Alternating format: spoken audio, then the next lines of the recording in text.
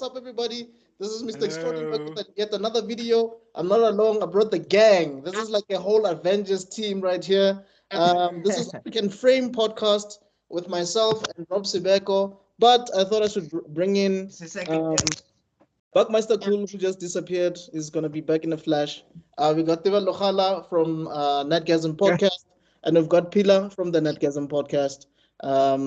Buckmaster Cool is from Master Geek Media and Buckmaster Cool Reacts. So, yeah, this is a special episode because we got the gang together, like I said, and we want to talk about a specific movie that we all love. It is a Marvel film, and I think this is the first Marvel film that we've done so far, isn't it, Rob? Yeah, this is the first one. Yeah, and it's We're going big. Avengers came out in 2012. I just want to say this is our first ever orgy. Yay! It was After 4 is an orgy. Yeah, and because we're all nerds, this would be the amount of women that makes sense. Yes, that would be the right amount of women included. I am not complaining. yeah, so just some trivia. This film was written and directed by Joss Whedon. Joss Whedon has also I think written Buffy the Vampire Slayer. I think he also worked on Firefly. And then he directed Age of Ultron and also sort of worked on the Justice League when it was, I guess, halfway Trying to through or be something. relevant. Yeah, and did some reshoots, and that's When sort of, Walter Hamada with the 300 Sparta kicked Zack Snyder and then tried to bring him in. Yeah. yeah, and that was okay. We'll talk about that later on. Anyway, the cast includes Scarlett Johansson, Chris Evans, Mark Ruffalo, Robert Downey Jr., Samuel L. Jackson, Kobe Smulders, Tom Hiddleston, who's this guy? Chris Hemsworth. And am I forgetting anybody significant? Jeremy Renner, yes, as Clint Barton. Yeah, Jeremy Renner and Mark Ruffalo. Yes. Yes, and Peter Sarsgaard. Yes, Skarsgård, yes. And You did mention Chris Evans, right? You said Tom Hiddleston, right? Yes. I don't think we did mention Chris Evans. I did. Oh, okay. Yeah. Okay, and then Tom my- Hiddleston. My stand-in husband. Yes. Okay. You're trying to be like, you're trying to have a harem there, Tavella? I feel like you have like 4 husbands now. Yeah, which Chris is your Chris? We just finished recording the mid-season filler arc. What did you discuss? What came out?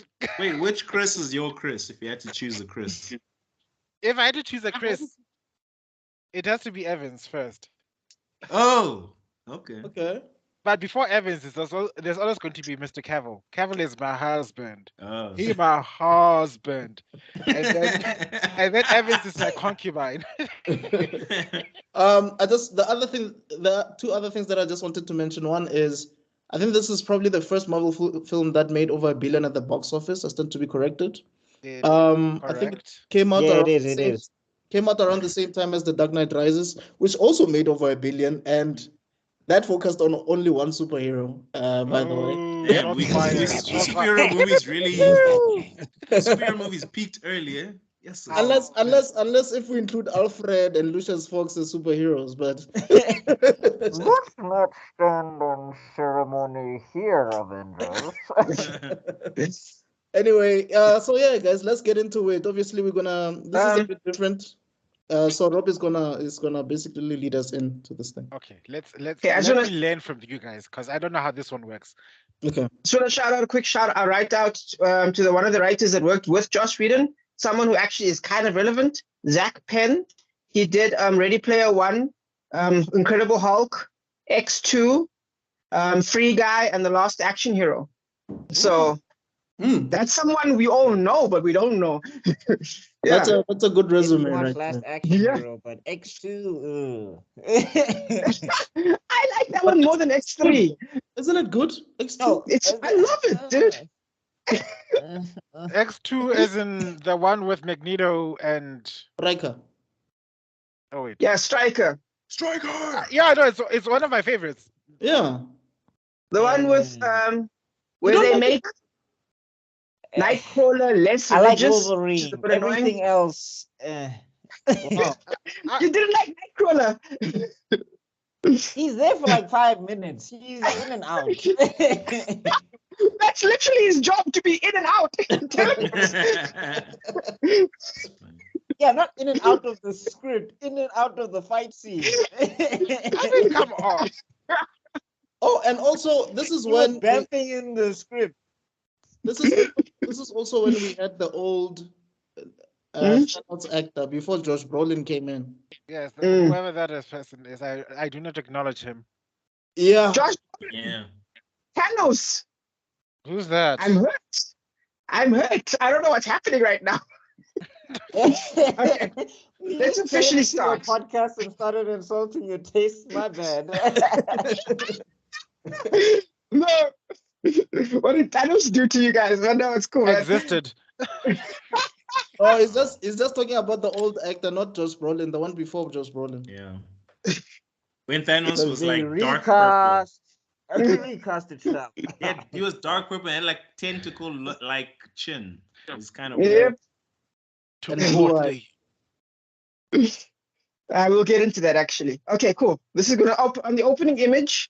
First thing that we that should be noted, of course, is the Avengers music because it starts pretty intense pretty quickly. We get a 1 minute look into the army, the Chitauri army, and the up and coming attack. It's like a very short thing. Then it gets done. Then the real music starts to kick in. The ad will be there's the universe ours, and what can the humans do except fall? Oh my god, I know all the lines again. That was brilliant, actually. That was very. Didn't you say except burn? Yeah, except burn, yeah. I believe it was 4. Are you sure? I think it was burn. It was burn, Like, yeah, right. I watched this thing. I just watched this thing before we started. Please correct me if I'm Okay. wrong, but does that opening scene, is that when we first have Loki interacting with Thanos in the very, very beginning? Or am I thinking too? No, you're right. It's Okay. it's less than a minute long. It's a little almost like a recap of coming, basically. A little setup. And then it only takes minutes, then it cuts off from there. And it's a nice opening image because what it does, it actually ties exactly to the final image. So yeah, keep a note of that. Which is post credit. Then what's important is we get the real kicks in with the alarm being called. We start on chaos. Yes, It's a very high tempo start. Nothing's explained. No who, no what, no why. Not for the first 3 minutes of the entire story. Anyone want to make any notes right now? Okay, Wanna so say just anything? comment on that one line. No. Well, I mean, Oh, I okay. did like Hawkeye's intro. Hawkeye's intro was kind of nice when he's talking to Mm. Fury. Yes. Yeah. Like, yeah, I needed to see everything because I need to see from a vantage point, and that was a nice little hint of how he operates as a character. And Okay. also, you could say that this first arc, Fury is the guy. Like, he's in charge. He's making the right call. Everybody has to report to him. True. Maria Hill is basically just learning on the fly, on the go, I guess. And can you all, Questioning him to a certain degree. I call her Robin. can Yeah. you all appreciate that line? What's his name? Where did you just mentioned his name just now?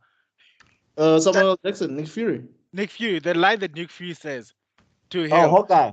Yeah, not to Hill. He says, because he says they may not be a minimum safe distance. And then he turns out and says, until the world ends, we shall act that it intends to spin on. Yeah. It's one of my go-to lines when my anxiety is starting to kill me. It's like, oh, wait, no. Until the world ends. It's an amazing line. I liked it. Very good at sharp lines like that. You'll see that throughout the show. We've got very iconic lines. Anyway, this is because Thor has brought, basically everything happens without much explanation just yet, because we've all seen the old movies. They assume you've known them. You know what I mean? They District 9, which we discussed last week, where we talked about how for the first 20 minutes they set up the backstory. This one assumes you've seen it, so they just push on. Avengers plays on the assumption that you've seen the previous movies, saving a time to do its own thing. So what it does, it just starts explaining the Tesseract and then starts moving on quick. Story opens on the evacuation after the Tesseract activates. And then, as seen in the Captain America, the final scene. Whoa! Have you spoken about the whole Loki appears and kicks everybody's ass part? Not yet. Hasn't happened yet. Okay. I'm still in the first 5 minutes. Okay. All right. Because cool. Yeah. After a brief reminder of what the Tesseract can do, because that part needs to be actually shown because that wasn't in the previous movies, we get Loki's big entrance. And yeah, as you said, he takes out the entire room. And you can tell, like, he looks a bit pale, eh? He's happy, he's smirking and everything, he's glad that he's there, but he doesn't look his best. He's sweating a bit. But also, he just put on his evil makeup. I think that was his evil makeup. Like that was the makeup to say I'm a bad guy. He was full on his goth mode. Like, Mom, I'm not ready. Right. Yeah, and everybody's like very into the poses in this movie. Oh yeah, Loki arrives, pose. Oh, big pose. Yeah, big pose game. Very Tarantino type stuff. Yes, absolutely. And also, he says the most beautiful lines. I come with glad tidings of a world made free from what? Freedom. Like, another one. The ant has no quarrel with the boot. Yeah, and then there's also a glorious purpose. I think that comes from this one. Yeah, I come with glorious. I'm burdened with glorious purpose. With glad tidings of a world made free. Free from what? And I think the other thing that he realized very quickly was that Clint Barton is different from all the other guys that he was fighting. Yeah, that man could dodge. Yeah. It's funny. The guys aren't in the credits, so yeah, he kills them immediately. Lights over there, lightning blast over there. Yep. All the people you have I think the reason Loki One chose thing about Hawkeye Loki is that, like, bro, he'll take over something. Like, Loki is like, I will take over anything. Like, even if it's just like a bathroom stall, as long as I'm king, it doesn't matter. Because he tried to take over Asgard, no problem. He didn't make it. Now he's just like, okay, Earth is next. Yeah. Just like, whatever. I must be king of something. True that. But it works. Unlike other ones, actually, no, to be fair, in the Thor movie, he comes off as a meaningful character. He's not trash yet. Do you know what I mean? Like, you can argue that he means well, but because he's the god of mischief, his idea of right and wrong is kind of like Sasuke's idea of right and wrong. Do you know what I mean? Or like the knife guy from My Hero Academia, that guy's idea of right and wrong is kind of wrong. Yes.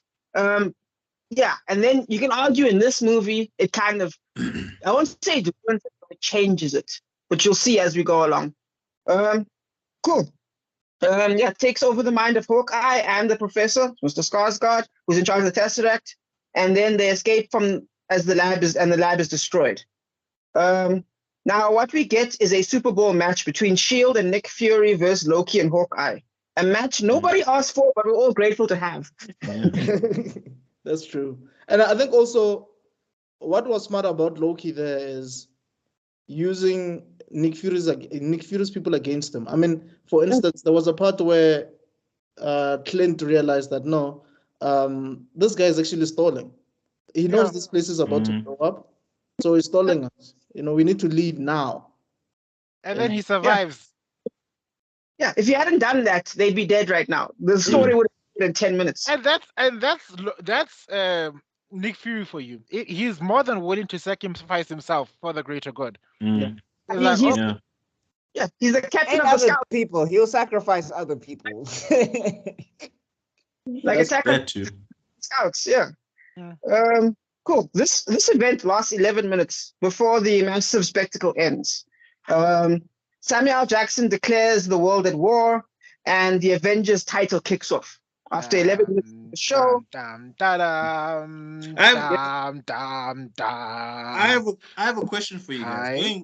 Going back to that moment, the first, take yourself back to like when you saw that opening scene for the first time in your life.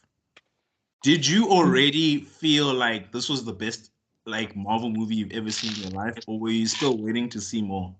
I was still waiting to see more. I waited to see more. I climaxed. I think I was already like the best. This one done. If the movie Everyone's ended useful. there, I would have been like, "This is the best Marvel movie I've ever seen in my life." Yeah, because I was already there. I was done. I was like, It's not the Dark Knight bank heist scene. I won't say it's that. Yeah. It's one step before that, but it's still great. It's a great opener. Do you know what I mean? And Because I- it's Loki versus Shield, and Loki wins. Like Right. Shield throws what it can at them, and Loki wins, and that's important because it sets up the threat of Loki. That's a great start. That's great writing. And I think this is when Marvel was still taking it so seriously. There were no jokes, unnecessary jokes. Like every character there was doing their job. It's like we were just a fly on the wall in the day of the life of a Shield operative. You know what I mean? Oh, wait, sorry, I have one more question. Sorry, before we move on to the next section. Like, tonally, when you're watching this movie for the first time, could you compare it to any other film from the Marvel universe, or did you feel like it was doing its own thing, or where you feel like, okay, this feels like Captain America, First Avenger, or I would this say feels it more kind of felt close to. It kind of felt close to Iron Man 1 a little bit.